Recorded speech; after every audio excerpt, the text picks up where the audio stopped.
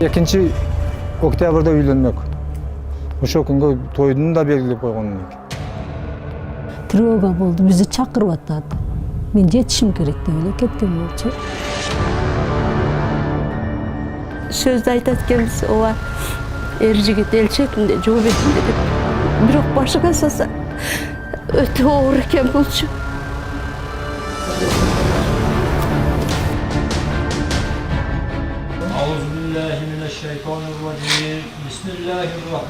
Акыркы 5 жылдык өмүрүндө Ички иштер министрлигинин 707 аскер бөлүгүндө кызмат өтөгөн Манас Батырбеков 16 сентябрда тажик агрессорлорунун аткан огунан баатырларча курман болгон.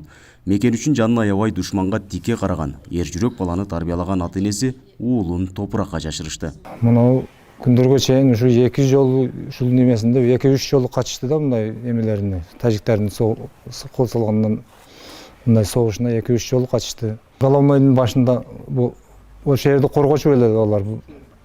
Ошол жерде каза тапты да, солбашып. Эрте менен эрте шашып кийинип калды. Апа, головнойдо балдар аз калган, тревога.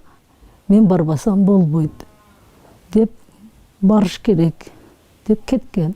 Ошол жуманын эрте мененки саат 6-да. Өтө шашкан. 27 жашка эми эле толуп, 2 октябрга үлпөт тою белгиленген жоокердин алдыдагы аруу таза максаттарын душмандын огу заматта кыйратты. Каргашалуу окуя жүз бербегенде 17 сентябрда ийнисинин тоюн өткөрүп, андан соң өзү да үй бүлө курмак. Бул 17-сиде экинчи балам үйлөнүп, анан бул үйлөнмөк. 2 октябрга муну бул экинчи балам Москвадан иштеп келип, булардын алдын өткөзмөкпүз. Анан ол баламдыкын өткөрүп, сүйлөшүп даярдалган болчу. Кафелерде сүйлөшүп. Сөйкө салып келгенде Манастагы үйлөнөт экен деп бардыгы сүйүнүп, 2-3 күн мурда эле кешиктерин жеп, ушундай сүйүнүп отурганбыз да, ушул кайнымдын эң жакшылык эмеси эми ачылды эле да, эми башталды эле.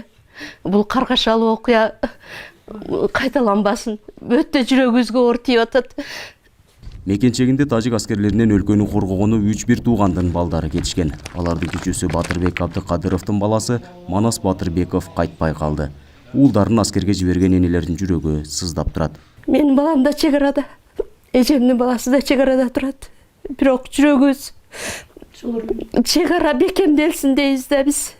Бекемделсин. Ооба, чек-араны коргойт балдар. Бирок чек-араны коргогондорду дагы коргош керек болуп атат. Тажик тараптын агрессиялык кол салуусунан жалпы 59 адам мерт кетти. Алардын ичинен 40тан ашууну аскер адамдар экени айтылган.